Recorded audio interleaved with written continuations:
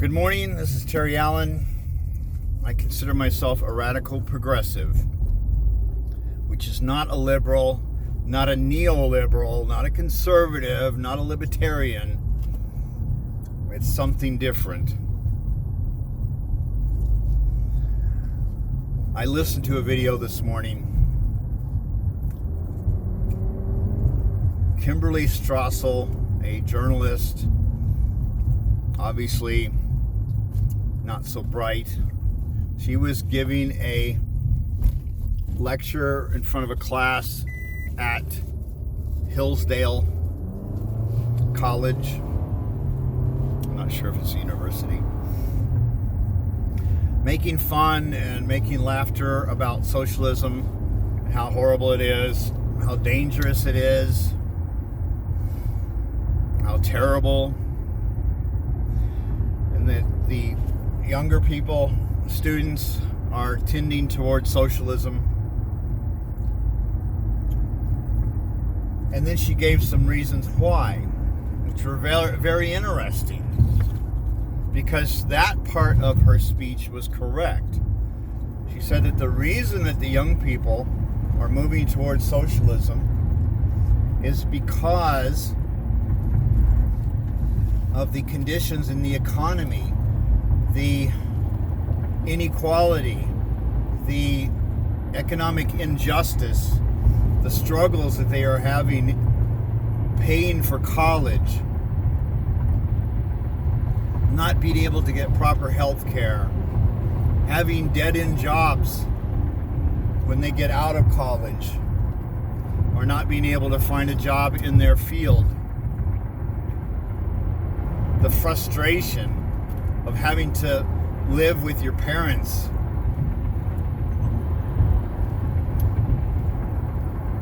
And those are good reasons, and very good reasons. And then she used the the two cow analogy, describing different economic systems. For instance, she said that feudalism is where you have two cows, the landlord takes them and gives you a little bit of money to raise them and sells you the milk.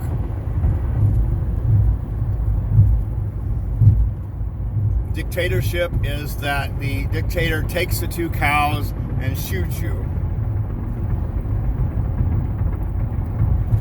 Capitalism is where you actually have three cows. I don't know where that came from. You sell two of them, and then you buy a bull and create a whole herd and end up in the Fortune 500 list. Yeah, right, of course. And I will give an example, a more accurate example later. But I think that the description of feudalism is more accurate to capitalism than the other way around.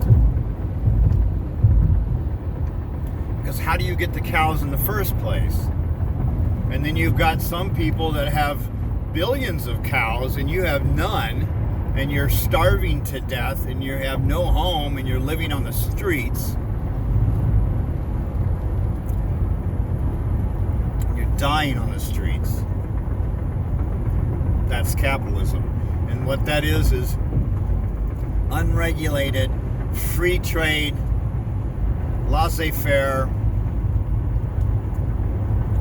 the British East India Company style capitalism. There's another kind of capitalism called industrial capitalism, which is a better form. And then the term socialism, there's quite a few different meanings. You have democratic socialism, you have hardcore socialism, you have other kinds of socialism. It's a completely misunderstood term. A lot of times, proponents of capitalism talk about how socialism has killed millions and millions of people, and they cite Russia and China as examples, which are incorrect. Because if you listen to Richard Wolff, a historian and a philosopher, he's actually a professor of economics, and he understands about socialism very well, and he has said that Russia and China were never socialist countries. What they were was capitalist countries with socialist regulations. And a lot of their socialist regulations and programs weren't any good, but they've always had private property. So what angered me the most is that when conservatives talk about socialism and how the Democratic Party is socialist and the liberals are insane and want to redistribute all the wealth, take all the money from the rich and give it to the poor, it's all fear-mongering. It's all BS. I am a progressive, and that is not what we want to do. What we do want to do is we want to look at the situation. How did we get here? Why are we here? Why is our economic system so imbalanced, unbalanced? Why is there such a dichotomy between the rich and the poor in the capitalist system here? And the reason is because the capitalists, the elite, the 1%, own the politicians with their donors, with the donations they give to their re-election campaigns, and the corruption that goes on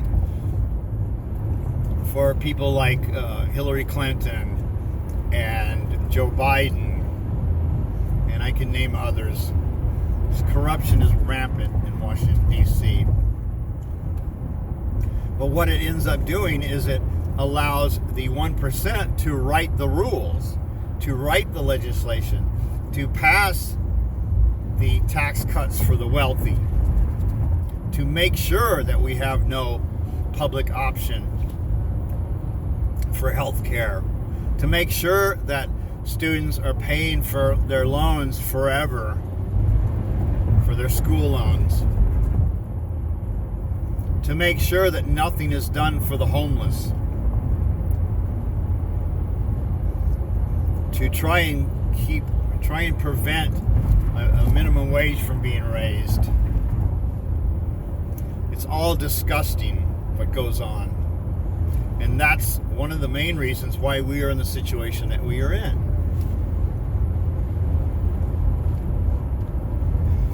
So what the progressives want is that for the rich, the super rich, to pay their fair share. Because what they are doing, and the reason that they are so wealthy, is by, an example, passing NAFTA back in the 90s. What NAFTA did was it allowed companies and banks to move factories offshore and into Mexico for cheap labor and almost no pollution regulations. They don't have to give those very poor, the exploited labor that they're using, they don't have to pay them any kind of benefits. And they increase their profits majorly. And that's how most of these billionaires became billionaires. is by exploiting the poor in other nations and destroying families in this country. So, because of that, that's why the super rich need to give some of that money back that they have stolen. And that is what's going on. And why the conservatives can't see that, it's because they're brainwashed and they don't know economics and they don't know real history. So this fool is talking about how terrible socialism is. Well, certain kinds of socialism aren't that good. Yeah, some of the socialism programs are really bad. But what's really interesting is that a lot of the millions that were killed were because any type of socialist movements that arise in different nations, capitalism is threatened by that. And so they gather up their armies and go in and destroy the socialist movements and the countries and the population along with it. And that's where you get the millions dead.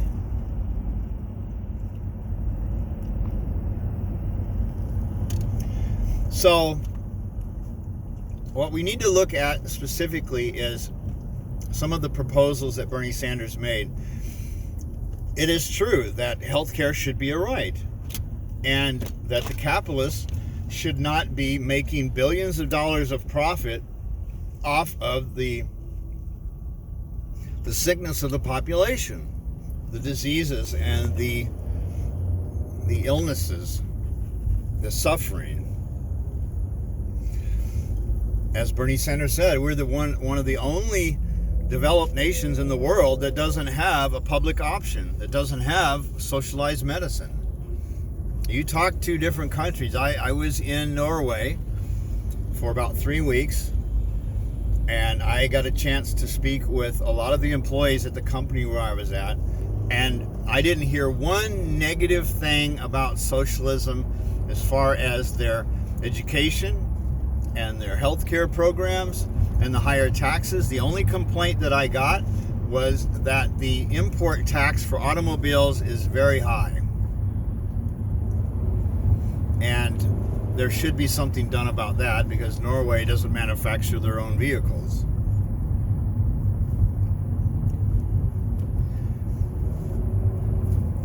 But when you've got people making billions of dollars and then you have when you have 500,000 homeless people roaming around the streets every night, digging in trash cans, there is something terribly wrong with that system. And there's something wrong with unregulated free trade capitalism, which causes that. What it does is it's basically socialism for the rich, because they talk about redistribution of wealth. Well, that's what you're doing. It's a reverse of the Robin Hood syndrome, where you're taking from the poor and you're giving it to the rich. And so the super rich need to be taxed. We used to have a 95% tax on the wealthy back under Eisenhower and under Kennedy. And that has slowly changed over the years because the 1%, because they own the politicians, have been able to get the laws changed so that they get tax breaks now, they get subsidies now, their tax rates are much lower. In fact, the actual tax rates, for instance, of Warren Buffett, he's even said that he pays, as in a percentage, less tax than his secretary as a percentage of his wealth. So there's something terribly wrong about that system.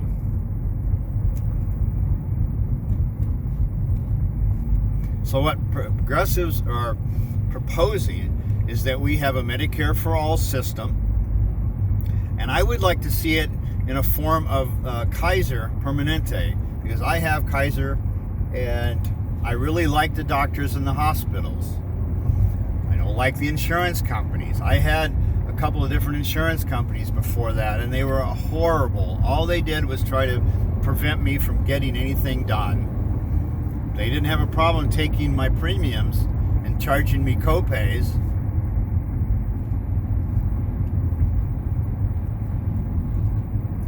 So the super rich are bleeding this country dry, and they need to give back some of that money. Otherwise, we are going to end up in a revolution, and we are going to take all of it. We're going to drag these SOBs out into the street, because that's where you get a revolution. That's why the American Revolution occurred. It's because the tyranny of the British East India Company and how they systematically were destroying our own industries here, keeping the colonies down, suppressing. They were occupying New York at one point. They were trying to take our weapons away from us. That's how you end up with revolution. You cannot continue to crush a population and expect that system to go on forever, because you will end up with feudalism. That's where we're headed. So when these kinds of people get up and start blabbing about BS that they know nothing about, somebody has to stand up and debate them. I am for free speech. I believe that everyone has a right to voice their opinion. Everyone. Because if you take rights away from some, then you're taking rights away from everyone. Look at the situation with Julian Assange and Edward Snowden and Chelsea Manning, and even going back to Daniel Ellsberg. The government, when the corruption and the lies and the war crimes and the torture were uncovered, and the surveillance state where everything is being monitored was revealed, what happened? Nobody was put in jail. Nobody was tried. No one was convicted of anything. But what did they do? They went after the whistleblowers, and they went after the publishers. That is tyranny. That is fascism. That is what you've got. And that's under both parties. The Democrats are loving censorship. The Republicans are loving crushing the whistleblowers and the journalists. You can't say anything bad about the government or the military. Look out. What is that? That's tyranny. And there's going to come a point where we have to overthrow this tyranny. We have to break the chains, the shackles of tyranny. It's disgusting what's going on. It should anger you as much as it does me. The problem is, people are brainwashed by the media. And who owns the media? The 1%. They have an agenda. They want to brainwash the population into believing certain philosophies, like socialism is horrible and capitalism is wonderful. War is great. Look at all the wonderful profits that the military-industrial complex make from war. Destroy other populations that stand up against the empire. We have a horrible situation in here, and that's one of the reasons why I'm having a problem deciding who to vote for, because Trump, with his crushing of Assange and his not allowing Snowden back into the country without being jailed, that's wrong, terribly wrong. But the Democrats did the same thing under Obama. They charged more whistleblowers and with an espionage act than any president had ever done before. So the Democrats aren't any better. They're cheering it on. Look what's going on with Hunter Biden's hard drive out of his laptop. Twitter and Facebook are blocking the videos and the reports about this. It's backfiring on them, thank God. But it's an outrage that they are allowed to do that. These companies need to be broken up. When you've got banks that are too big to fail, then you got banks that are too big. We need to reinstate Glass-Steagall. We need to put a rein on this corrupt banking system that we have in this country.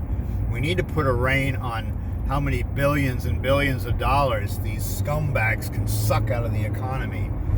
What do they want to do? They want to give themselves tax breaks, and they want to cut social programs.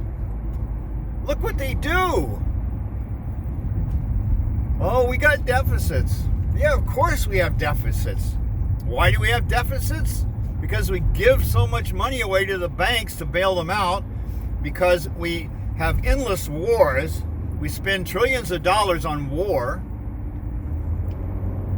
on armaments and equipment to kill. If we would take half of that money and put it back into our economy, things would be much better. So that's what progressives are all about. We want economic justice for everyone. And we do not want billionaires sucking the country dry and destroying the social programs that we have worked for decades on, that the labor unions have pushed for decades, the gains that we have made.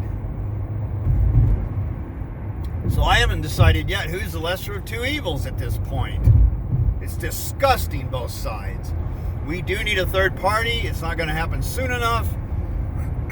But I am going to work with my heart and soul for a third party, because the progressives need to get together. The majority of the population want Medicare for all. The majority of the population want free college for their students, for their children. They want a level playing field.